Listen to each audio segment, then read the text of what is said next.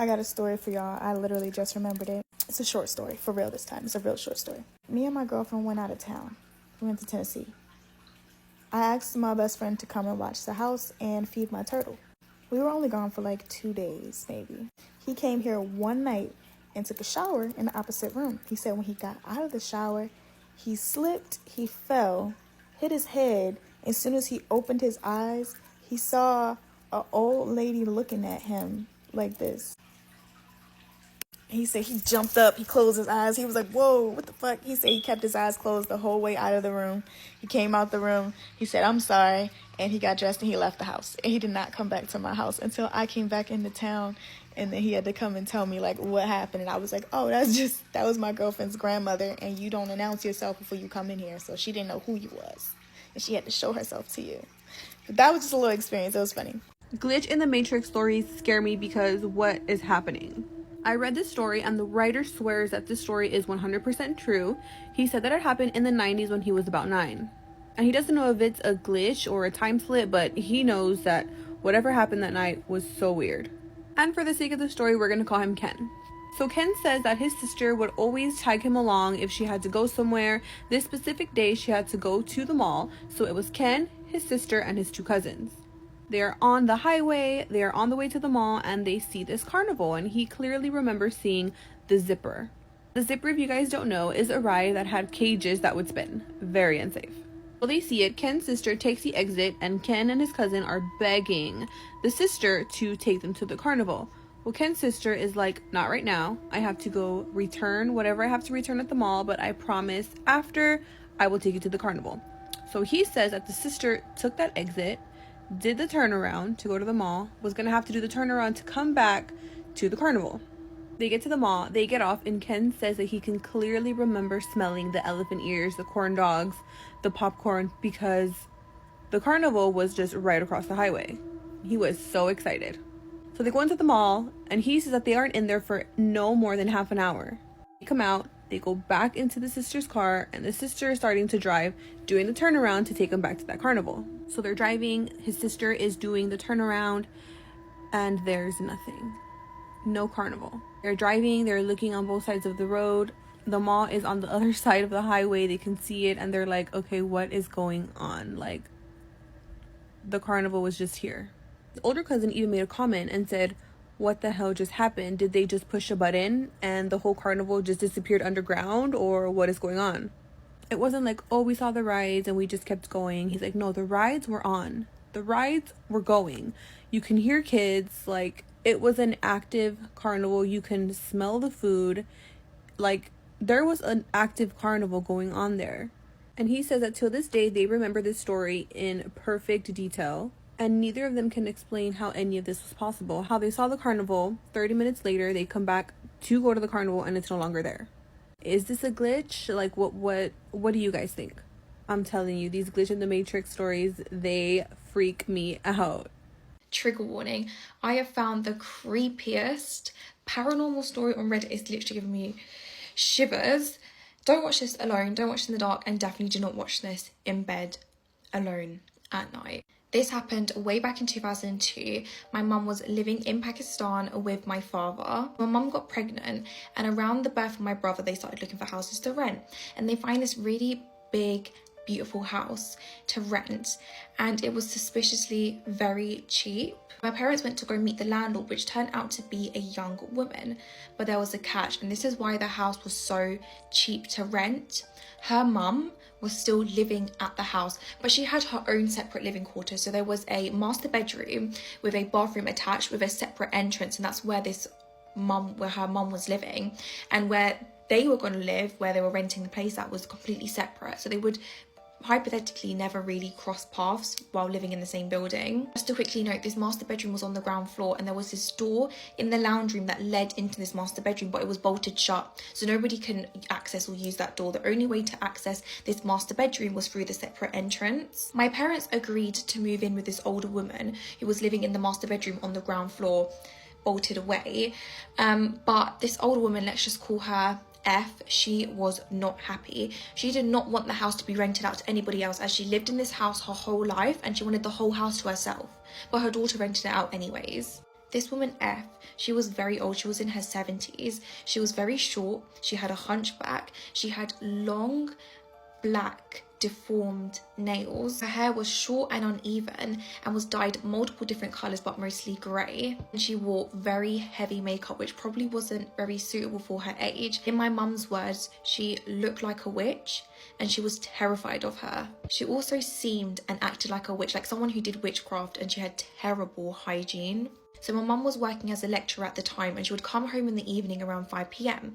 So they hired a maid to live with them. This is very common in Pakistan at the time. During the day, this maid, let's call her B, she used to look after my brother in the lounge and in the house, and they used to like sing songs, listen to music. The old woman F, she used to sleep in the morning and be up all night.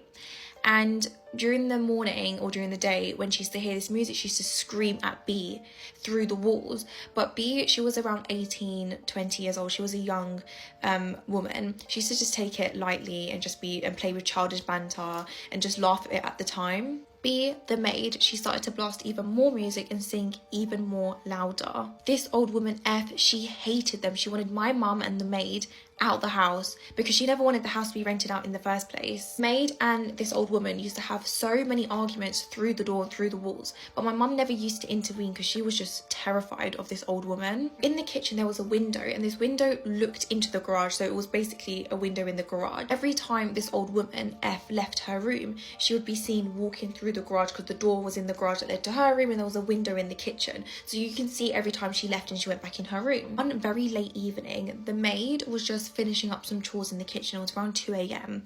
and she's washing the dishes in the sink, and she just glances up at the window and she sees this woman. She sees F, this old woman, just staring at her, dead in the eyes. There was no lights from the garage, just staring at the maid doing the dishes. And she screamed and she jumped and she ran away because she was just so scared. This old woman F then started to stand near the window a lot more frequently and peer into the house, watching them. It got so bad they had to put curtains on the window so she can stop looking into the house. On day one, my mum had bad vibes in this house. She just always felt there was a negative energy. One evening she was in bed, she said bye to B, and my brother was in a cot a few feet from her bed. All of a sudden the room just went dark. The lights are still on, but it just felt dull. The room just went dark all of a sudden. Mum then sees a black figure, almost like a gust of black smoke, go into my baby brother's cot. Immediately ran to go check on my baby brother, and what she saw, his face had completely changed. His nails literally grew, he became dark, and his limbs were all twisted and all weird. He had his hands in a clawing motion, like he was trying to claw at my mum. She jumped back and automatically started to read surahs and verses from the Quran, which just rolled off her tongue. Baby brother then collapsed and she felt a presence leave the room. And then all of a sudden, he got a really high fever and started to turn red and purple. She called a neighbor to take her to the hospital because she didn't have a car at the time. She ran outside in the pitch black, and this old woman F was standing there smirking and smiling at my mum. Old woman then asked my mum, is everything okay? My mum was so surprised that she knew something was wrong, but she just ignored her. Let's talk about a terrifying story from a camp counselor. If you're new here, hi. I usually talk about some pretty scary stuff, and not so recently I opened an email, which is linked in my bio, where anyone who finds this page would be able to send me their ghost stories. And I think it's safe to say that I've read my fair share of scary stories. I've had my fair share of scary experiences. And this story in particular kind of takes the cake because it's pure nightmare fuel. So let's get into it. This story comes from someone who would like to remain anonymous, and for obvious reasons, I'm going to respect that. I do just want to note, though, that the reason why this person would like to remain anonymous is because when this all happened, the person who sent me this story, got in trouble by one of the lead counselors for scaring the kids. And the reason why I decided to include that little bit of information on why this person would like to remain anonymous is because I fully believe this story, and it scared me so bad. And just as necessary information, this person worked for an elementary school summer camp kind of deal, where the kids would get dropped off in the morning and get picked up that night.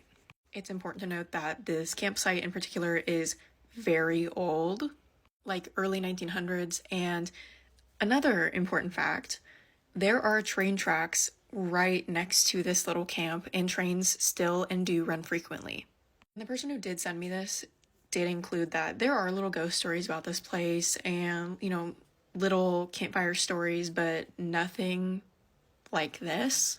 The group of kids that this person was placed with were like 6 to 8 years old in 2nd grade. And obviously during this camp, you do crafts and outdoor activities and whatever, and they were painting rocks in this particular situation, which required large sheets of paper where the kids could put their rocks on and paint on without the fear of them getting something messy. And where you got the paper from was in the teacher's lounge.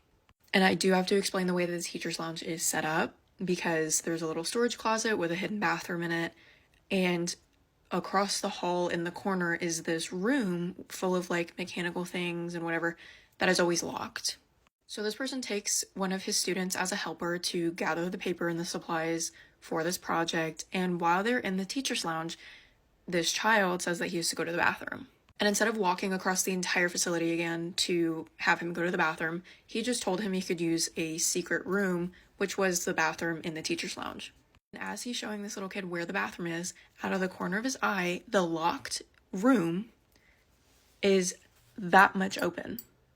But he doesn't think much of it, and he's just kind of standing outside the bathroom making sure this little kid's okay. And he starts hearing creaking noises come from this room that is normally locked.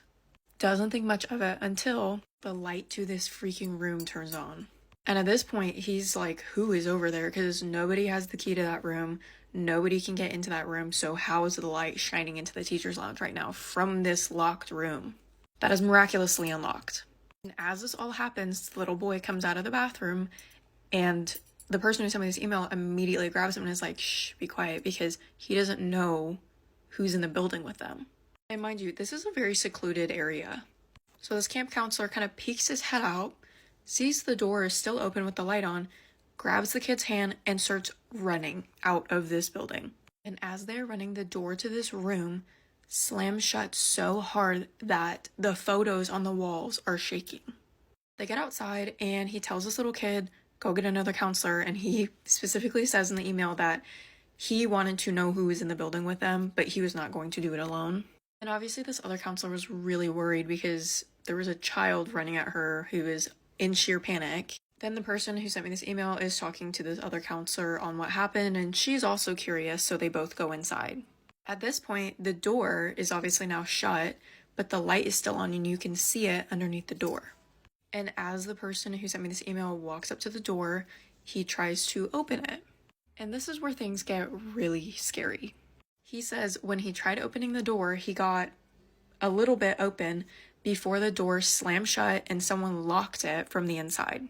And as if that weren't scary enough, someone or something began to scream so loud. Both of the counselors again ran out of the building and told the director of this campsite after all the kids left what had happened, and she went in there with a master key with them both, opened the door, and there was nothing and nobody there. And it's specifically important to note that this room was literally a shoebox, like a 4x4 room. And then they weren't allowed to talk about it. The camp counselor even includes in his email that he understands it's an old building and sometimes there's weird noises, but the screaming is where he's kind of like, I don't know what that was. And I think it's particularly scary because someone was with him while this happened, both times. But anyways, that's gonna do it for me. Stay tuned for more ghost stories. So the guy telling the story works as a taco man in the streets of Mexico. Where he has his taco stand is like in a neighborhood, and basically he knows everybody there. He has a lot of regulars as well. He says that in that same street in the neighborhood, they have a really big shrine for La Santa Muerte. He doesn't pray to La Santa Muerte, but he also respects everybody who goes there and lights up candles or do whatever they have to do. So there was one night where it got pretty quiet and he decided that he was going to close a little bit early because he couldn't see anybody going up and down the streets anymore. However, something caught his eye. He says that where the shrine was, he notices this lady that walks right out of that shrine. She's wearing like a black covering from head to toe, and it wasn't somebody that he knew or recognized from that neighborhood. He's also obviously a little bit shook because he swears up and down that he sees her coming from that shrine. As he's watching her, he's noticing that she is crossing the street and headed towards a house that was right in front of that shrine. He anticipated her knocking the door because she got right in front of it, but instead instead of knocking or opening that door, he says that this lady walks straight through the door. He starts thinking to himself, like, she did not just walk through that door. Maybe I'm tired, I'm hallucinating, I think I need to go home, and that is what he does. So the following day, he comes back, he's about to start opening, and he notices a lot of people outside of the door where he had seen that lady go into. One of the regulars comes to his taco stand and he starts asking him what happened. Why is there a lot of people in front of that house? The man tells them that the gentleman that lived in that house passed away last night. He didn't know what to think of it. He also didn't have the courage to tell anybody the story, and this is the first time that he is sharing it with anybody. What he will say though is that anytime he does have to pass through that shrine, he stops himself and looks at the shrine and just says, "Excuse me," and goes about his way. He says that what he thinks he saw that night was the Santa Muerte, and he just doesn't want to disrespect it. But what do you guys think? This missing persons case is going to have your mind racked with paranoia. If you have bad anxiety, do not watch this video. It is January of 2015. 27-year-old Jessie Bardwell is fresh out of a relationship.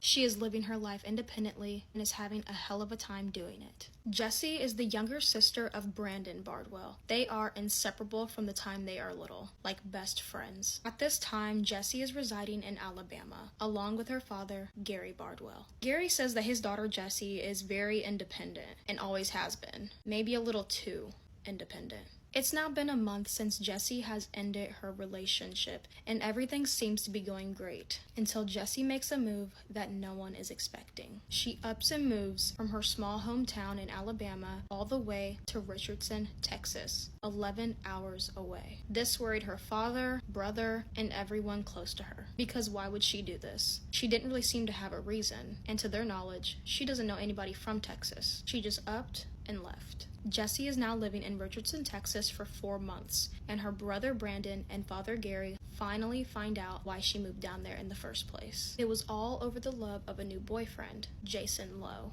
Nobody knew she was dating him. This is all new news to everybody. She hadn't introduced him to anyone. Jessie and her new boyfriend Jason set a date to head back to Alabama after being gone for several months, so that Jason can properly meet Jessie's father, Gary. Gary meets Jason, and he does not trust this kid on sight. He describes Jason, in his words, a real piece of work and full of BS. Jason tries to impress Gary by telling him he was a Navy SEAL. Gary knows immediately that this is a lie. Gary thinks there is no way that Jason had ever even thought about being a Navy SEAL. Jason to him was just a real load of crap. He calls this dad's intuition. Gary's negative feeling he had about his daughter's new relationship starts to slowly become a reality when Jessie's phone calls and text messages slow down tremendously. So much so that she would go sometimes days without having any contact with her father Gary, when she was on a regimen of speaking with him every single day as long as he could remember. There was actually so much disconnect with contact that Gary decided to get in his truck and drive 11 hours to Richardson, Texas. When he gets to Jessie's new apartment that she shared with Jason Lowe, she answers the door, and her father Gary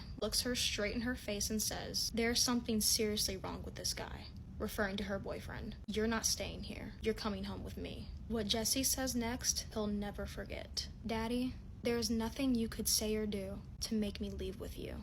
I'm staying with Jason." Gary is 100% certain that Jessie is being mind-controlled by a narcissist. Gary has no choice but to leave and head back to Alabama without Jessie. Gary has a sinking feeling in his stomach as he drives away without his daughter. Once he reaches back to Alabama, the disconnect from his daughter worsens and worsens. So much so that there's times when Gary calls his daughter Jessie and Jason answers the phone. He would tell Gary things such as, "Jessie will call you back when she gets the chance. She really misses you. And even, she doesn't want to talk to you right now." Gary's like, "That's a load of bullshit. I know my daughter." It's been almost a week since Gary has heard from his Jessie, and he has a nightmare that his beloved daughter had been killed, and that she was no longer here on this earth. He wakes up in a panic with fear in his heart. But the unexpected happens. He gets in contact with Jessie and actually speaks with her on the phone after not having any contact with her for over a week. He feels a sigh of relief. Christmas of 2015 rolls around, and there's almost completely no contact from Jessie yet again. He's trying to get a hold of her like he did previously, and this time there's completely nothing. He decides that if Jessie does not call on Mother's Day, then something bad had happened.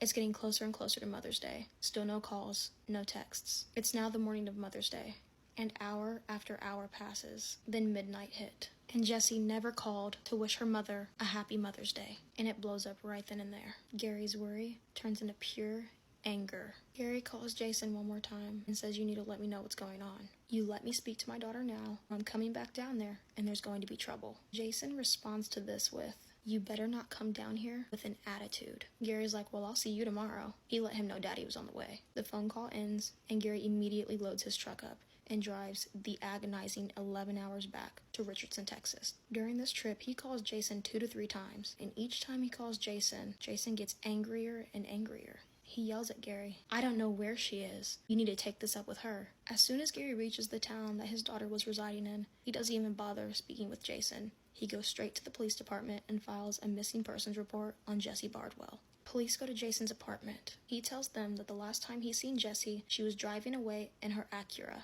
on Mother's Day morning, and he hasn't seen her since. There was just one problem with this claim. Jessie no longer owned this vehicle. Investigators get in contact with the new owners of Jessie's car, and they say that they bought it from Jessie and Jason about a month prior. The lies are getting too much. Gary goes to Jason's apartment, knocks on the door, again and again. Jason won't come to the door. He can hear footsteps inside, but Jason won't come to the door. Go to part 2.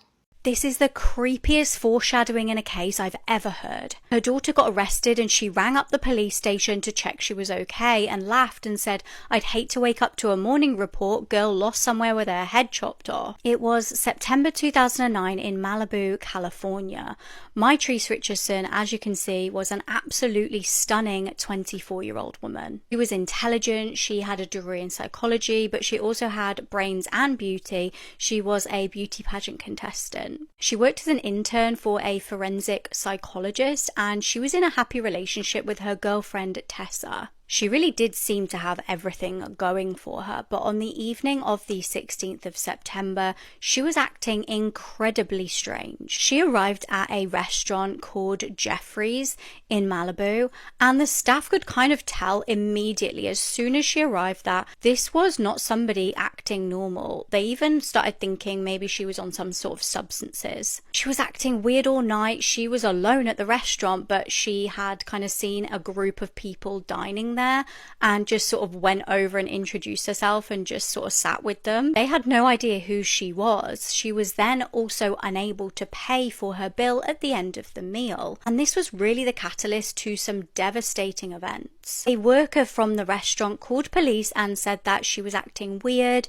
She didn't know if she was on substances. She was refusing to pay them. She'd apparently also made a bit of an inappropriate joke that she could pay them in another way, but this was so unlike her. She was not like this in any way, shape or form. So when officers arrived, I don't know how, but they said that they determined she wasn't under the influence of anything, although she did have some WEED in her pocket. She was arrested for not paying for her meal, and she was taken to the Malibu Sheriff's Station. Officers ordered her car to be towed that she had left at the restaurant, so she no longer had access to a vehicle, her phone, and everything which was in the car. And her mum called up the police station after being made aware of this situation, and she just sounds like an absolutely lovely woman. She was really polite to the officers. She was so warm. She was just basically really concerned for her daughter. She was worried that Trace did not know the area that she'd been arrested in, and by that point it was very late at night. She said, "Please do not release her tonight." It was dark. Like I said, she didn't have a car, she didn't have the phone with her. She didn't want her wandering out alone. She even said, "If you guys release her tonight, I will come and get her, but if not, I will come and get her in the morning. Like, please, can you keep her with you?" In what we now know to be a chilling foreshadowing, she said, "I would hate to wake up to a morning report.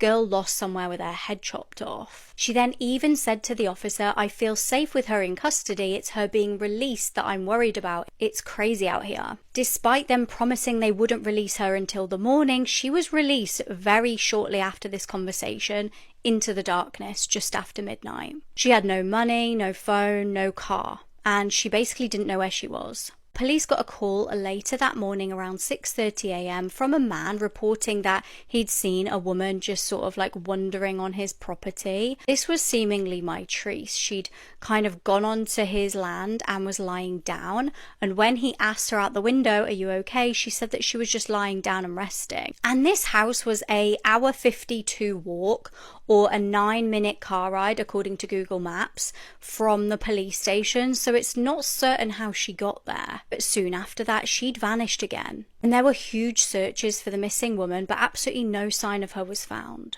The family asked for the CCTV of the police station to be given over to them so that they could look for clues. But actually, police denied that there was any such footage. That was until way later when they magically found this footage from somewhere, but it kind of wasn't really showing that much. It was just Mitrice leaving the station. Interestingly, just after she left, an officer also left the station. Now that could be relevant, and it could just be a member of staff leaving for whatever reason. So there was really no sign of Mitrice until months later in August 2010. Her mummified remains were found in Malibu Canyon. And horrifically, the officers that had found her body ended up removing it against the advice of the coroner, and they actually damaged her skeleton. Despite the fact that she was literally nude when she was found, officers just explained this away by saying that maybe animals had removed her clothes. Bear in mind, she was wearing jeans. Or they said maybe Mitrice removed the clothes herself, and they felt that no foul play was involved. Mitrice's mum did sue the LA Sheriff's Department for negligence, but still to this day, people feel that there was more to this case than was let on, and I definitely agree. It's absolutely infuriating to me that if the officers had either listened to the mum on the phone when she expressed her concerns and just kept her until the morning, or at least told the mum that they were going to be releasing her so she could have come and got her, she would still be alive to this day. Today I'm making this video mainly because I want to delete all of these pictures from my phone, because every time I accidentally click on one of them, it creeps me out so much. And if you think I'm exaggerating, just wait till you see these pictures. So this picture was taken at somebody's birthday party, and at first glance, you're looking at this and thinking there's nothing wrong with this picture. Let me help you out by zooming into what could be the scariest thing I've seen in a while. I'm looking everywhere, but of course, this is coming from Mexico, and I don't want to look at it. So this was coming from Mexico. The guy that took the picture submitted it to Relatos Nocturnos, and he basically said that the person in that mirror is nobody that was there in the house, but the whole time that they were there, they felt something really negative. That area of the house was always really cold, and that the family that lives there would always be constantly sick. Thankfully, when he took the picture, he immediately saw that in the mirror, showed it to his entire family, and they all grabbed a sheet and put it over that mirror. They even put holy water when they were trying to cover it up as well. They did end up taking this mirror to the street and completely destroying it. He also added that in these stairs, like the ones you see next to whatever that thing is, they have reported seeing a little boy. Now, he doesn't know if maybe it's the same entity, just like pretending to be a little boy or not, but yeah, that shit is scary. I'm glad I made this video, and I'm ready to delete these pictures from my phone. Thank you so much. Have a good night. Let's talk about my experience with a mimic. If you're new here, hi. I used to talk about some pretty scary stuff, and today I'm going to be talking about my experience with a mimic that happened this time 2 years ago. So let's get into it. So in October of 2022, I came home for the weekend from college, and I was at my boyfriend's house. His parents had gotten a wood wick candle, and specifically told me to listen to this candle because it sounded cool with the crackling in the fall and the ambiance of spooky season. So the way that you need to understand the layout of this house is living room, kitchen, back dining room. The only doorway that I'm going to be talking about is through the dining room. So I am typing away on my laptop that I have you propped up on right now, actually, and I'm really honing in on the sound because it did sound cool. I am completely immersed in my paper in this noise when all of a sudden I hear my boyfriend call my name from behind me. So I stop, I get up, I turn around, dark in the dining room. My boyfriend's parents did not hear it, and I'm calling out to him. Right? I'm like, hello, Andrew. I walk into the dining room, and again, it's dark, so I kind of make my way around to the front of their home, and I look up the stairs and I see that my boyfriend's light is on in his room. So I snake the other way around, and I text him, I'm like, where are you? He says, I'm up in my room, what's up? The moment he said that, I had chills all over my body. And I specifically remember the living room that they have is like a sunken in living room. So you have to step down, and there's a banister like right next to the, like a railing right next to where you step down. And I had my back against that because right below that was where they were sitting. So they were faced away. So nothing could get me if my back was faced towards this banister. He comes downstairs, and I immediately am like, why did you do that? And I guess the color in my face was not there because he asked what was wrong or if I was feeling okay.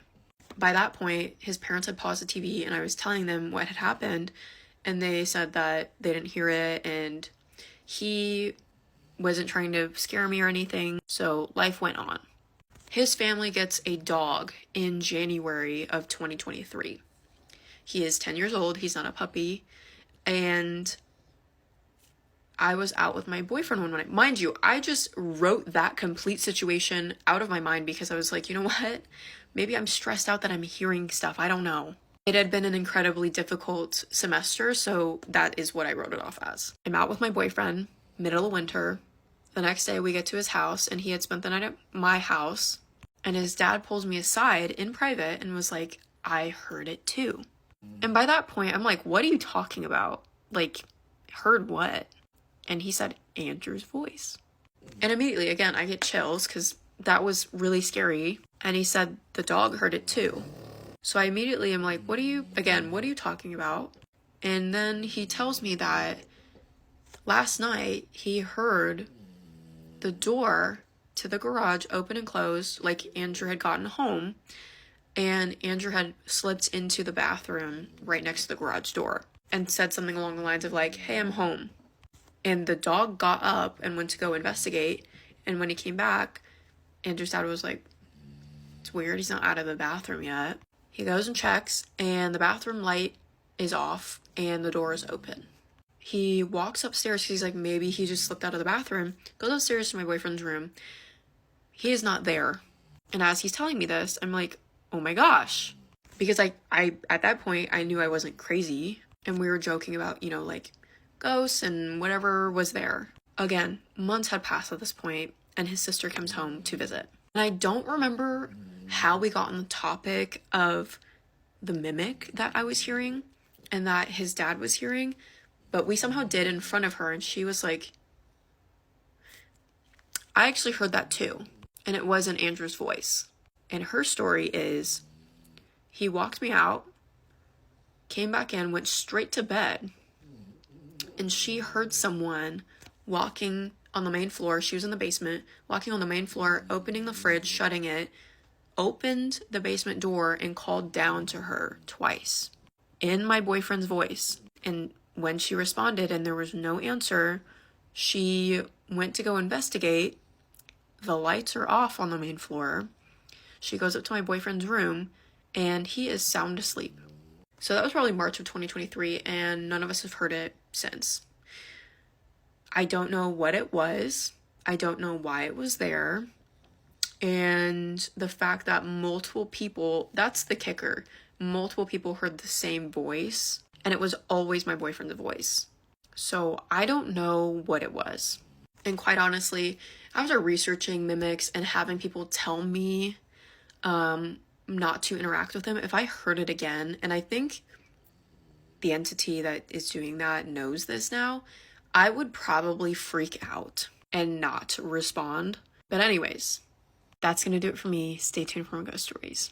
I can guarantee you that you will never hear of a more bizarre missing person case than this, because not only did this little boy just vanish off the face of the earth, but 3 years later, a 23-year-old Frenchman claimed to be him and even lived with the family for months. And for some reason, they actually thought that this man was their missing little boy, despite looking and sounding nothing like him. This is the mysterious disappearance of Nicholas Barclay and the imposter who claimed to be him, Frederick Borden. This is truly so bizarre, and I cannot stop thinking about it. So, let's talk about it. Nicholas Barclay was 13 years old when he mysteriously disappeared on June 10th, 1994. He was last seen playing basketball at a park with some of his friends in San Antonio, Texas, and this park wasn't very far away from his home. But that afternoon, Nicholas called his mom for a ride home, only she wasn't the one who answered. It was his older half-brother named Jason. Jason was in his 20s at the time and lived with Nicholas and their mom. At this point, their mom was still asleep as she worked graveyard shifts at a local convenience store, and Jason really didn't want to go and pick Nicholas up, so he told Nicholas to walk the 1.5 miles home. So with no other option, Nicholas started to walk back home, but he mysteriously disappeared after this, and no one would ever see him again. At first, no one seemed to notice that Nicholas was missing, and this was for a few reasons. One reason is that his mom and older brother Jason struggled with substance abuse, and on top of that, Nicholas didn't have a great home life. He was known to be a really troubled kid. He fought with his mom a lot, already had 3 tattoos at 13 years old. He would sometimes threaten his teachers, and it wasn't unusual for him to disappear for a few days at a time. Nicholas was also known to the police, and he already had a record of breaking and entering, stealing, and truancy. And with his mom and older brother using drugs, there were already a lot of domestic violence disturbance calls with the police. They were over at the house quite often, so with all of this combined, Nicholas's mom didn't actually realize that he was missing until 3 days later, which is when she officially reported him missing to the police. And because of the family history, authorities didn't really investigate at first. They kind of just thought that he ran away and would be back in a few days, and no one really seemed to care. His disappearance didn't even get reported in the local news. Police thought that Nicholas may have just ran away because he was scheduled for a court hearing the following week due to his bad behavior, and it was likely that he would have either gone to juvie or be sent off to a group home. So in their minds, this was reason enough to not give this a proper investigation. But this is where the story takes a strange turn that absolutely no one could have expected. 3 months after Nicholas's disappearance, Jason called the police and told them that he just saw Nicholas trying to break into the home's garage, but when he realized he'd been seen, he ran away. When police arrived, they found no evidence that Nicholas was ever there, and soon the case would fall cold. But then, out of the blue, 3 years later, the Barclay family gets a call from authorities in Spain who say that they just found Nicholas in a youth shelter. Now 16, Nicholas told authorities that he'd been kidnapped by high-ranking government officials and forced into human trafficking in Europe. When he somehow escaped, he realized that he was in Spain and called for help. This was obviously devastating to hear that he'd been through all of that, but really the family was just overjoyed that Nicholas was alive. So Nicholas's older sister flew to Spain to pick him up and bring him home, but when she got there, she was a little shocked at what she saw. The Nicholas she remembered was no longer the Nicholas that was standing right in front of her. His appearance had completely changed. Instead of his blonde hair and blue eyes, he now had brown eyes with dark hair and a receding hairline. On top of this, Nicholas now spoke with a European accent, which obviously was not there before, seeing as though he grew up in Texas. Nicholas had an excuse for why everything had changed, though. He said that the people who kidnapped him performed experiments on him that changed the color of his eyes and hair. He then said that he, along with many other kids, were SA'd and forced to learn a new language, which is why he now had an accent. So Nicholas's sister believed him, and she flew back home with him, where he went on to live with the family for 5 months. And despite his new appearance, everyone in the family believed him and welcomed Nicholas home. After his bizarre return home, a local reality TV show caught wind of this insane story and actually got permission to film the family in their home for an upcoming episode. As usual, the team hired a PI to investigate and research his disappearance, but it didn't take long for this PI to become suspicious. He ended up comparing the new Nicholas's ears to an old photo of him and quickly found that they did not match. This is when he notified authorities of what was possibly going on, and when the FBI stepped in 1998, they took Nicholas's fingerprints and DNA, and what they found is honestly chilling. This was not Nicholas. In fact, this was a 23-year-old Frenchman named Frederick Borden, and he was known as a serial imposter. By the time he had assumed Nicholas's identity, he had already impersonated hundreds of children in more than a dozen countries, some of which were real missing kids, just like Nicholas. Harmless. So Frederick was obviously arrested for this, and he pleaded guilty to passport fraud and perjury. He was sentenced to 6 years in a Texas prison, and once he was released in 2003, he went back to France and went on to assume the identity of another missing boy, 14-year-old Leo Bally, who had been missing since 1996. Of course, DNA eventually proved who he really was, and he was sentenced to 4 months in prison for this crime. It doesn't stop here though, because in 2005, Frederick went on to assume another young boy's identity. Now he was a 15-year-old boy, and he told everyone that he was a Spanish orphan. He said his parents were killed in a car accident, and he was somehow let into a high school where he spent an entire month. He was able to fool so many people by simply dressing like a teenager, and he trained himself to walk differently and used a ton of anti-aging cream. He even hid his receding hairline by wearing a hat. I seriously don't get how he pulled this off though, because to me he looks so old. But anyway, he spent an entire month in the school before a teacher saw a TV program about him and what he did. He was then kicked out. When asked why he did this, Frederick said that he's just looking for love and affection because he never received it as a kid. What's crazy is the fact that he went on to get married, although I think they have since separated. But before they did, they had 5 kids together. A true crime documentary was actually made about this called The Imposter, and it is seriously so disturbing. I talked about this on here a few years ago, and I didn't know it at the time, but Frederick had a TikTok account, and my video kind of went viral back then, which he saw. And then he started making reply videos to all of the people commenting from my video. It was honestly really crazy, and I didn't see me and The Imposter having beef on my bingo card. But if he does still have a TikTok, I want to make it clear that I personally don't condone any hate. So if he does, please don't go leaving any bad comments on my behalf. It's hard to remember with the craziness of the story, but Nicholas is still missing. Although we don't know exactly what happened to him, there are a few theories. Theory number 1 is that his family had something to do with it, either on accident or on purpose. He didn't have a great home life, and some think that his older brother could have been involved, but unfortunately we won't ever know, because Jason died a few years later following a drug overdose. It's never been proven if that was intentional or not, but some people think it looks a little suspicious, and maybe he possibly felt guilty or something. Even if he didn't do anything, he did tell Nicholas to just walk home that day, so that had to have been incredibly hard for him to process and deal with. Another theory is that he was met with foul play somehow, and according to his mom, Nicholas would often accept rides from strangers, so it's left her wondering if someone picked him up and then something bad happened after that. And then the last theory is that Nicholas just ran away. This could also be true due to his run-ins with the law so young, and with him not having a great home life. But I feel like this is unlikely because it's been so many years now with not a single clue turning up. If he was alive today, he'd be 44 years old, but it's now been 31 years, and whatever happened to Nicholas that summer night remains a mystery. This is wild. This is insane to think that a ghost would be taking something and then to be able to communicate with a separate ghost on a separate occasion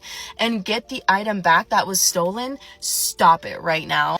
Inexplicable incident. I've been encouraged to share an experience my wife and I had a few years ago.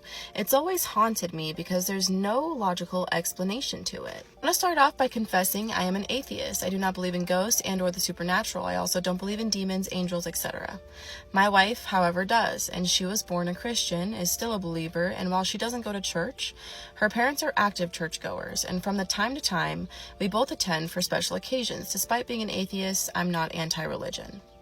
I wanted to point that out because in the context of what I'm about to share, I think it's relevant, and also good for you to know I'm not someone who points towards an experience as paranormal without good reason. Also, my wife is very much into horror. She loves horror movies, horror books, and she runs a business creating horror curiosities, Ouija boards, as well as Victorian fairground themed dolls. Again, this provides added context to what I'm about to share, and I will be sharing that link, so if you're interested in all those items, please go look at them. So back in 2016, we moved to a house in South Staffordshire, England.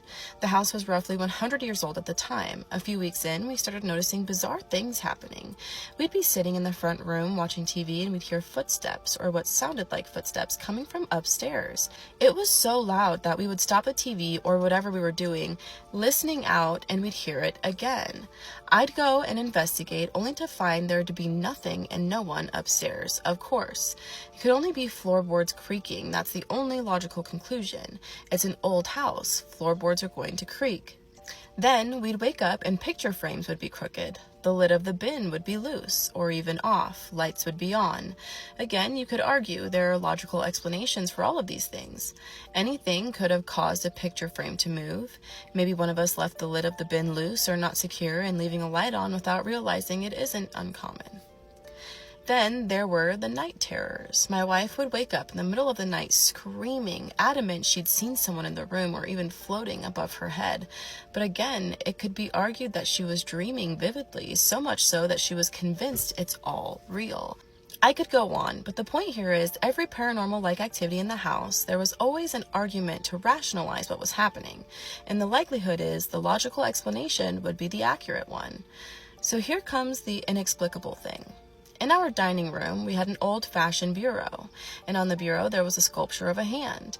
We'd put mail for one another in between the fingers, or if we received a card for a birthday or whatever, it'd go in between the fingers for a while. To be honest, most of the time, I wouldn't even notice. One evening, my wife asked if I'd seen the card I got her for when she got her master's degree. She said she had it on the hand sculpture, but it's not there anymore, and had I moved it. Like I'd said, I hardly noticed it, and I never even knew she put the card there, so we searched the entire room.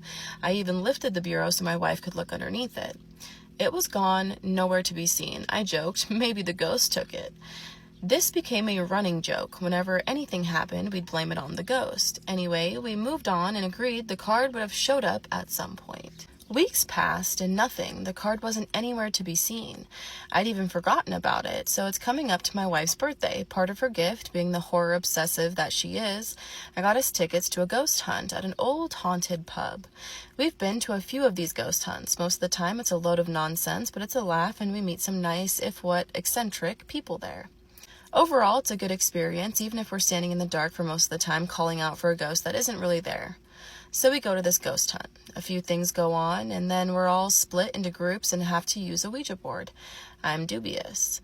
I've done these on ghost hunts before, and because everyone wants to get spooked or experience something, it always felt like the glass was being moved on purpose. And I felt no different this time, even when the glass came to me, when we'd asked who does a spirit want to speak to. So I asked silly questions. I can't even remember what I'd asked until my wife said, "Ask if our house is haunted." So I did. Is our house haunted? The glass moved to yes. Is it a friendly ghost? The glass moved to yes. Then I had an idea. Did this ghost steal my wife's card? The glass moved to yes. Can I have the card back, please? The glass moved to yes. Can I have it back tonight, please? The glass moved to yes. I swear on my mother's life, we came home a few hours later, and in the middle of the dining room on the floor was my wife's card. This is weeks and weeks after we lost it. So the floor had been swept, hovered, and despite that, we searched so thoroughly for it, we would have noticed, or my wife would have definitely noticed, for sure. This was about 7 or 8 years ago now. We've moved. We bought a cottage that's over 150 years old, but there's been zero activity, thankfully. But I can't explain or find a logical or rational explanation for what happened that night. It was really bizarre. I'm sharing this here because I'm curious as to what others think or if anyone has had a similar experience. So this actually comes from Reddit, and I did message all of these OPs per usual, guys. I'm not just stealing people's stuff. Their name on Reddit is Pinky, P as in Paul, INKY, I, like your I, EYE, 666. Angel number. Now they do have an Etsy account, specifically his wife does, and I'm going to share her Etsy with you guys because it's full of all the spooky, crazy, cool stuff. And they're located in the UK, so I just kind of want to boost their Etsy a little bit if that is a-okay with you. This is his lovely wife's page. This is her username up here. Some products. I love the picture up there. Gorgeous. This is probably my favorite piece that she has listed right now, but there are going to be some new pieces listed. He did kind of leave me a little DL, okay? There's going to be some new stuff listed for all of us creepos out there that love scary shit. I absolutely loved this story, and I am so exceptionally excited that I got to read this to you guys because holy shit, OP. This is honestly so crazy to me to even think that you could communicate with a separate ghost and have that ghost tell you like, yeah, your house is haunted, my dude. What do you mean? Of course it is. Oh, you want your card back? Sure thing. Let me go hop over to your guys' house really quick and communicate with this here ghost. And to think that it was left in the most utilized room, a living room, right? In the middle of the floor. as if none of us would have seen it. Like he said, they had swept, they had mopped, they had been sitting in that room, they had been hanging out in that room. There's no way that you guys just missed that. There's no way to logically explain it. Such a crazy, crazy story, but I absolutely loved it. And these are the types of stories that I'm like, I love them so much because they're so detailed and there's so much that you can get out of it. You know what I mean? Like, what? Definitely go check her out. I hope you guys have the best freaking stinking day ever. I loved this story. All right, I love you guys. Bye.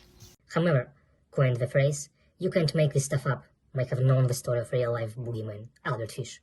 A slight, elderly man with grey hair, no one suspected the kindly single father of being sadistic child murderer and cannibal.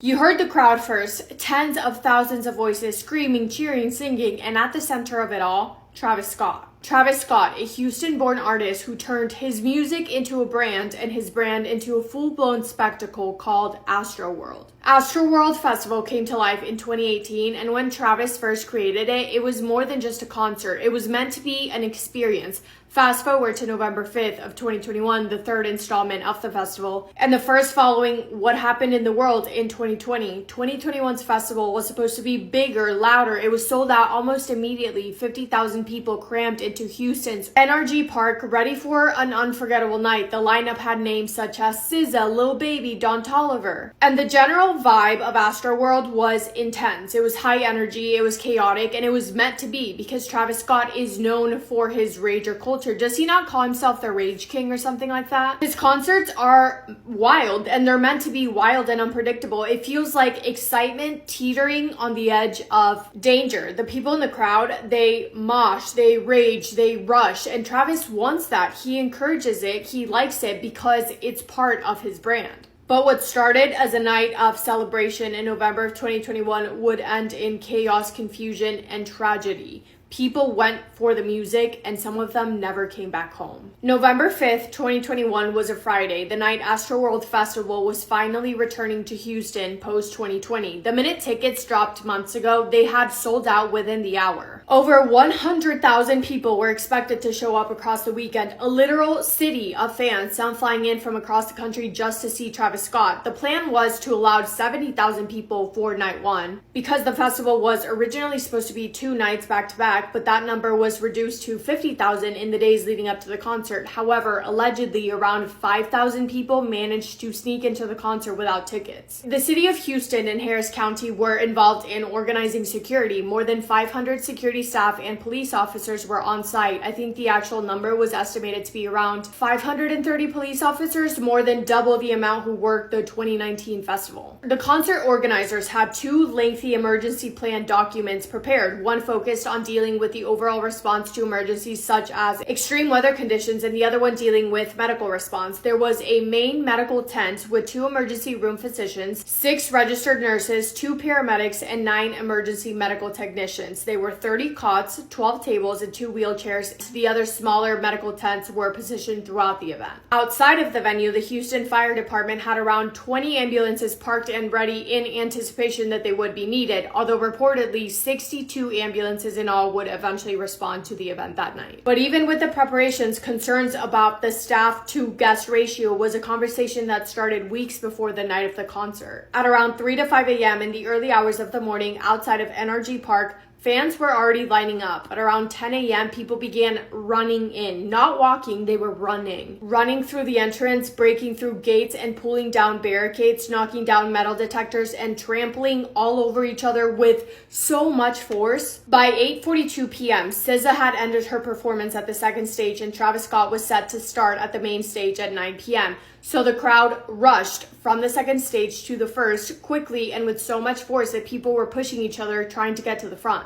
But even before Travis was supposed to start at night, even before SZA was finished with her set, medical attention needed was already completely out of control. Serious medical problems had gotten out of hand well before 8 p.m. Even before 4 p.m., medics had already seen and treated at least 54 patients. Some of the staff, some of the people there had already worked in Astroworld Festival before, so some kind of knew what to expect because it was a Travis Scott concert, but no one could have really imagined just how bad things would get. By 8:15 p.m., the medical staff on site were unable to keep track and document patients because there were already so many people who needed help. It was said that people in the crowd were unconscious, and even after they were already passed out and had been down for a while, some were not seen until 20 minutes after the fact because medical personnel literally could not keep track. There was a clock on stage counting down the seconds until 9 p.m. waiting for Travis to come on stage, and by that point, the crowd was packed in full. People were compressed up against each other, pushing forward and backward with no room to move. The crowd was only getting tighter and tighter by the second, making it hard to breathe. By the time that Travis came out to perform his first song, people in the crowd were already seeing others passing out around them and losing consciousness right in front of their eyes. You could not move in that crowd, not to put your arms up to try and get a breath of fresh air, not to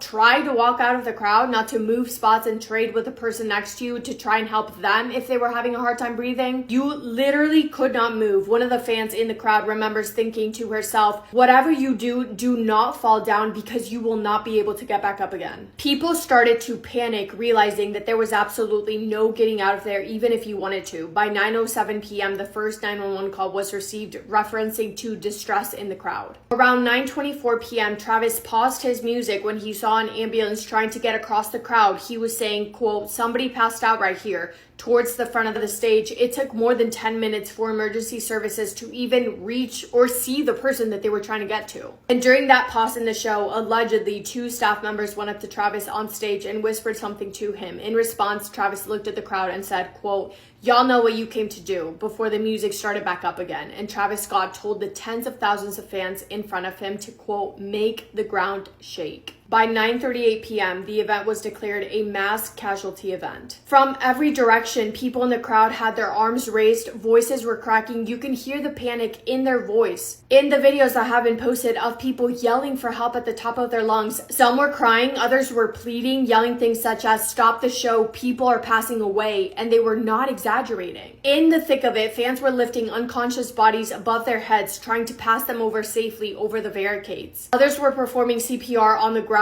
right in the middle of the chaos, and that is if they could get to the ground to see the person that was passed out to begin with. EMTs were overwhelmed, treating multiple victims at once, trying to move through a crowd that wouldn't or couldn't make way for them. One girl climbed onto a camera platform begging the cameraman to do something. She screamed that people were literally losing their lives in front of her eyes. The cameraman did not respond. Another fan climbed up on stage to get Travis's attention. The videos of that night show it all. Dozens of voices, faces twisted in fear, but nobody listened. And this is why I'm making this video, because the videos of Astroworld are all over my For You page, and it makes me sick. It's so heartbreaking to listen to. Around 9:35 p.m., a graduate assistant who was also a trained firefighter and an EMT was in the crowd when he came across a 22-year-old woman. Her skin had turned grayish blue. She had no pulse. He dropped to the ground and started CPR, directing another person to breathe air into her lungs. By 9:42 p.m., 2 medics finally reached them. At first, the guy helping was relieved until he realized that they had no oxygen bags, no defibrillator. They told him that they had run out. He watched in disbelief as one of the medics' chest compressions were completely ineffective, while the other one tried to use a backboard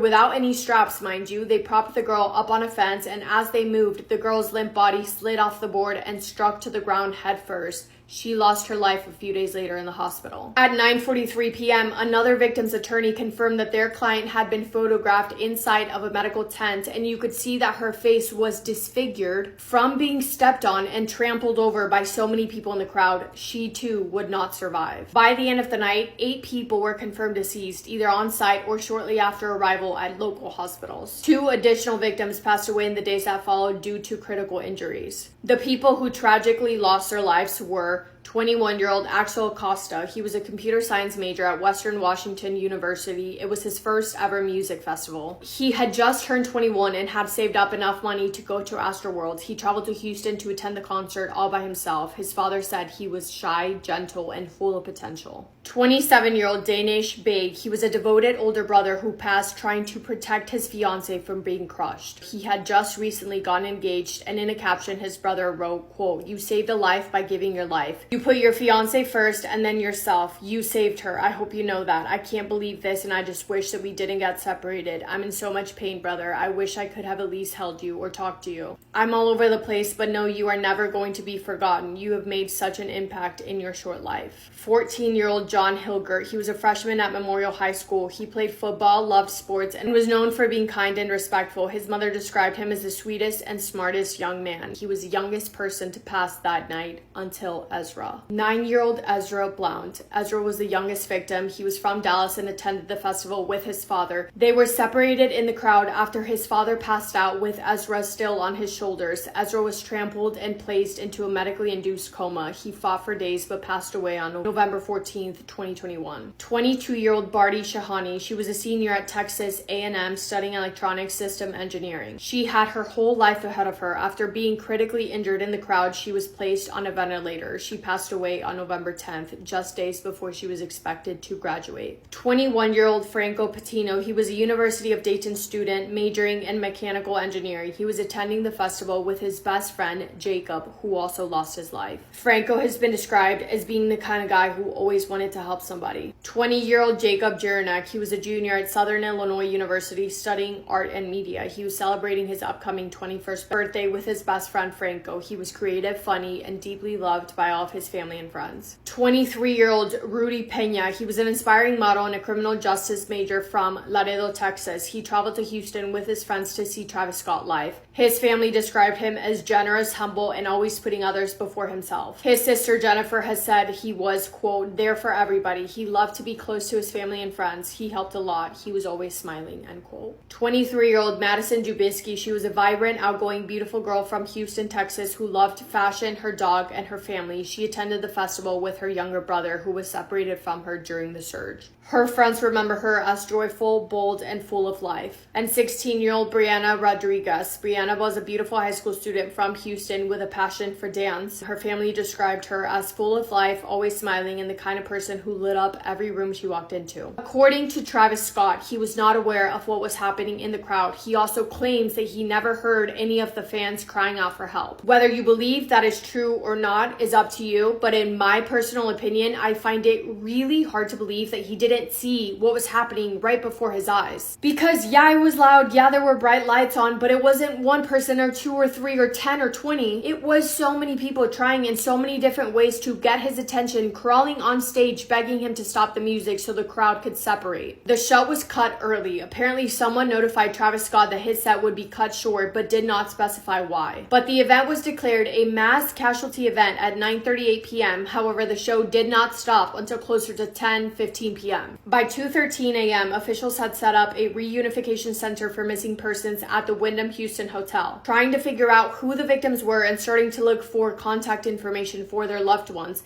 At around 6 a.m., Astroworld released its first public statement offering condolences and announcing that the second show of the festival that was supposed to be the night after had been canceled. Travis Scott also posted a video offering his condolences for the families. 2 days later, a makeshift memorial appeared along a fence near the festival grounds. People left behind flowers, candles, and photos and other tributes. A nonprofit from San Antonio even brought therapy dogs to comfort grieving attendees. In the days that followed, public tributes continued, but the aftermath of Astroworld was not just headlines and hashtags. It was parents standing over hospital beds. It was shoes left in the muddy fields. It was siblings waiting for texts that would never come. For the families of those victims, life split into a before and after. Some had to identify their children from photos taken inside of those medical tents. Others found out through news reports or social media. Funerals were held in hometowns across the country: Houston, Dallas, Laredo, Chicago, and each one of them echoed the same question: how could this happen? Lawsuits piled up, hundreds of them, accusing Travis Scott, Live Nation, and security teams of negligence. Investigations were launched, the FBI got involved, but the trauma that lingers in survivors and in families of all the victims will stick with them forever. Some have said that they still cannot listen to music without hearing screams. There were 10 wrongful death lawsuits filed for the 10 victims. All all of them have been resolved through confidential statements. When this all came out, I remember the public was divided. Some were pointing fingers at the artists, others were blaming the people in the crowd. Videos circulating of Travis continuing his set while fans were begging for help were going all around social media. But a lot of people had the same feeling. They felt that no one was listening, not before, not during, not after. The city of Houston promised a change, saying their safety protocols would be reviewed to make sure something like this never happens again. But for the victims' families, it almost felt like too little too late. Astroworld was supposed to be a celebration where music met magic. Instead, it became a living nightmare for so many people, too many people. I've been seeing so many new videos of Astroworld out, and it